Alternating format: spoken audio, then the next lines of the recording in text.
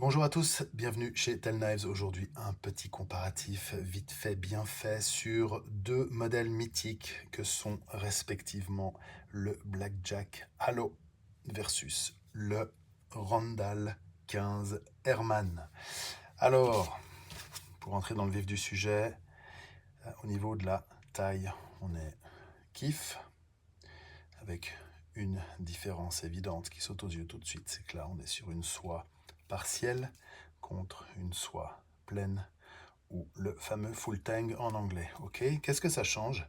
Eh ben, à peu près tout, puisqu'on a ici un poids de l'ordre de 250 grammes contre environ 370. Ce qui veut dire que le modèle de droite, le Randall, pèse 50% de plus que son homologue chez Blackjack. Alors dans les commentaires, j'ai souvent oui, mais est-ce que Randall c'est pas surfait? Prenez par exemple Blackjack, c'est très bien, c'est quasiment la même chose.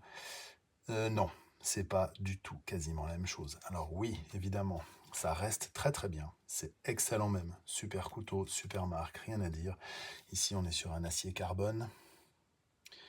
Blackjack Classic Blades, c'est très très bien, ok, en main c'est top, rien à dire. Par contre, il ne faut pas comparer ce qui n'est pas comparable. Les Randall, c'est juste mythique, c'est de l'acier carbone forgé. Ce que n'est pas le Blackjack, c'est du stock removal, c'est très très bien, et on ne parle pas de la même chose. Voilà, c'est comme le mec qui rentre chez Louis Vuitton alors qu'il pense qu'il est chez Hermès. Non, c'est pas la même chose. Voilà, est-ce que ça se justifie? Oui. Est-ce que c'est cher? Oui.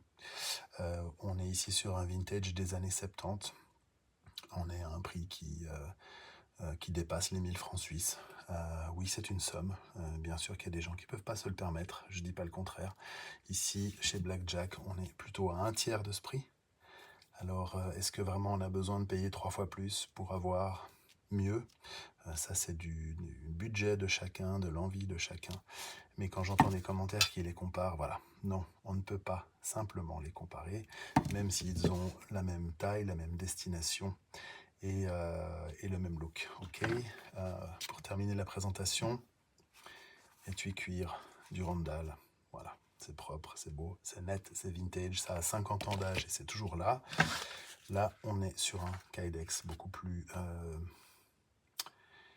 simple, moins onéreux bien entendu. On n'est pas non plus sur les mêmes âges de couteaux. Là, on est sur les années 90-2000. Là, on est sur quelque chose des années 70. Donc, on ne va pas exactement les comparer, mais comme ça vous donne une bonne idée de qui est qui et de la capacité, disons, de chacun des couteaux.